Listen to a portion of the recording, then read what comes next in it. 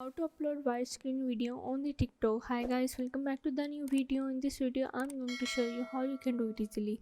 So the steps are very easy and simple. So now let's get started. First of all, you have to go and open up your TikTok.